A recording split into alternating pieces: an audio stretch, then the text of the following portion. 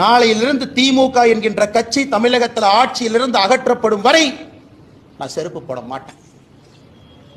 செருப்பு போட மாட்டேன். அந்த அரசியல் நானும் 3 வருஷம் பண்ணி பார்த்துட்டேன். அது ஒரு முடிவு வரணும். இன்னைக்கு முடிவு வந்தே ஆகும். சும்மா இத்தனை நாளைக்கு எத்தனையாக நானும் வண்டி ஓட்டுறது.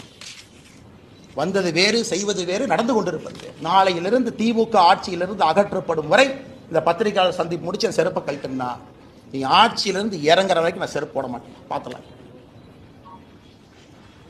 நாளையிலிருந்து 48 நாட்கள் நான் விரதம் இருக்க போகிறேன். பிப்ரவரி 2வது வாரம் முடியும். 6 படை வீட்டுக்கு நான் போக போறேன். முருகபெருமான்கிட்ட முறையிட போறேன். எல்லாத்திட்டையும் முறையிட்டாச்சு. நேஷனல் கமிஷன் ஃபார் உமன் முறையிட்டாச்சு. காலகட்டத்தில் வேலையெல்லாம் உட்காந்து லெட்டர் எழுதியிருக்கேன். பாருங்க 3 பேஜ் வேலையெல்லாம். அம்மா வாங்கம்மா, தயவு செஞ்சு பிடிங்கம்மா, இவங்கெல்லாம் வயலேட் பண்ணிட்டாங்கம்மா, செக்ஷனாக பாருங்கம்மா. எத்தனை கடிதம் எழுது. ஹியூமன் ரைட்ஸ் கமிஷன் 15 எழுதியாச்சு. நேஷனல் கமிஷன் ஃபார் உமனுக்கு எழுதியாச்சு. வேலையெல்லாம் உட்காந்து எழுதி ட்விட்டரில் போடுறதா வேலை.